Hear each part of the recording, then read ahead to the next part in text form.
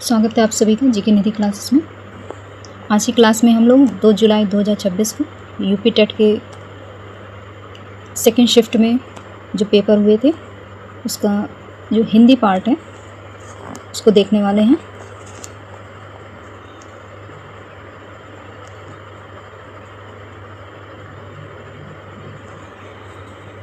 इसमें कुल 30 प्रश्न पूछे गए थे।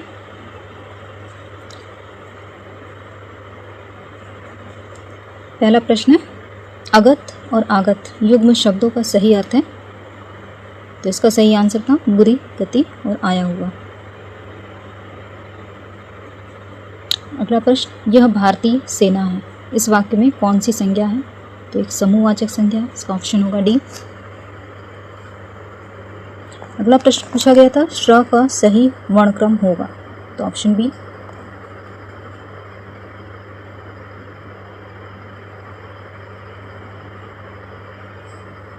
अगला प्रश्न है, निम्न में से कौन सा वाक्य सही विराम चिन्ह सहित है? तो इसका सही ऑप्शन है ऑप्शन ए।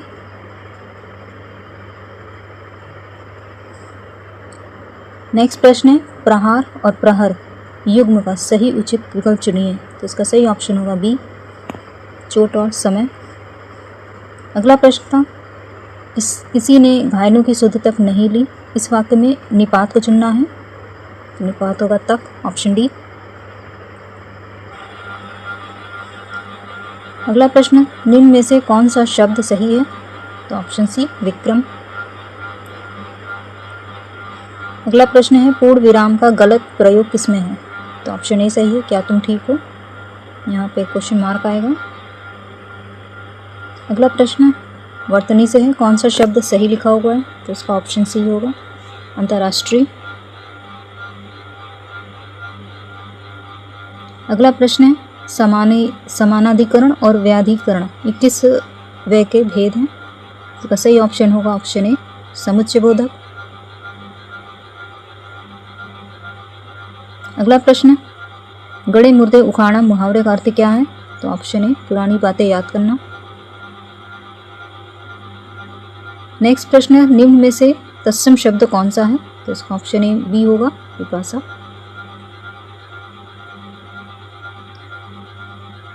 निम्न में से शब्द तद्भव है? तो ऑप्शन ए, कान। दो अलग अलग व्यंजनों को मेल से बने अक्षर क्या कहते हैं? तो ऑप्शन बी, संयुक्ताक्षर। जगत और प्लस आनंद इसका संधि रूप क्या है? तो इसका ऑप्शन ए सही होगा, जगदानंद।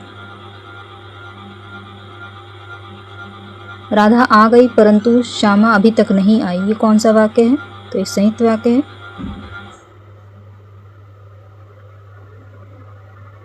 अगला प्रश्न है, आकाश पाताल एक करना का सही अर्थ है? तो ऑप्शन सी, सही परिश्रम करना। अगला प्रश्न है, महात्मा किस समास का उदाहरण है? तो इसका सही ऑप्शन है ऑप्शन सी, कर्मधारय। अगला पूछा गया था प्रश्न, विधि शब्द के इन अनेकार्थी शब्दों में से कौन सा एक गलत है? विधि शब्द, विधि ब्रह्मा भी होता है, पद्धति भी होता है, कानून भी होता है। तो ऑप्शन डी, अवधि नहीं होता, अवधि समय को कहते हैं। नेक्स्ट प्रश्न है, का पुरुष का सही समास विग्रह चुनिए। तो इसका सही आंसर है ऑप्शन बी, काय है जो पुरुष। ईंट का जवाब पत्थर से देना मुहावरे का अर्थ है? तो ऑप्शन बी, करारा जवाब देना। इनमें से सही अनुस्वार शब्द कौन सा है?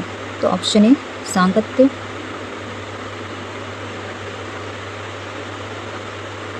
निम्न में से सही एक कर्म क्रिया को चयनित कीजिए। तो इसका ऑप्शन होगा डी, श्याम पानी पीता है। अगला प्रश्न है, संयुक्त वाक्यों के कितने प्रकार होते हैं? इसका सही ऑप्शन है 4, ऑप्शन ए सही है। अगला प्रश्न है, स्वर तंत्री के बीच छिद्र में क्या गुजरती है? तो ऑप्शन बी, हवा। संधि से प्रश्न है, लोक प्लस ईश्वर का संधि रूप क्या होगा? तो इसका सही ऑप्शन है ए, लोकेश्वर। नेक्स्ट प्रश्न है, अनुनासिक किसे कहते हैं? तो इसका सही ऑप्शन होगा सी, ऐसे वर्ण या स्वर जिनका उच्चारण करते समय ध्वनि मुख के साथ साथ नासिका नाक से भी बाहर निकलती है।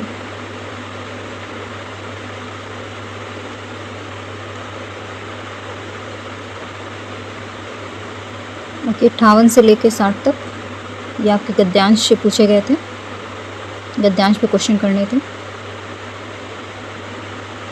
तो आप लोग पढ़ लीजिएगा।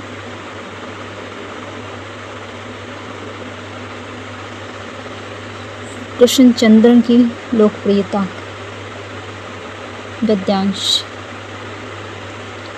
के अनुसार कृष्णचंद्र जी किस नज़रिए से लिखे जाने वाले साहित्य के पक्षधर थे, तो इसका सही ऑप्शन है ए।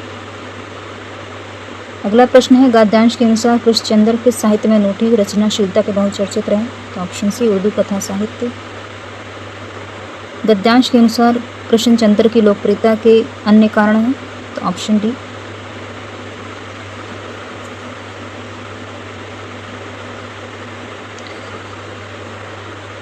तो ये थे यूपी टेट के हिंदी के क्वेश्चन। मिलते हैं नेक्स्ट वीडियो में। आपको सेशन पसंद आया हो तो सेशन को लाइक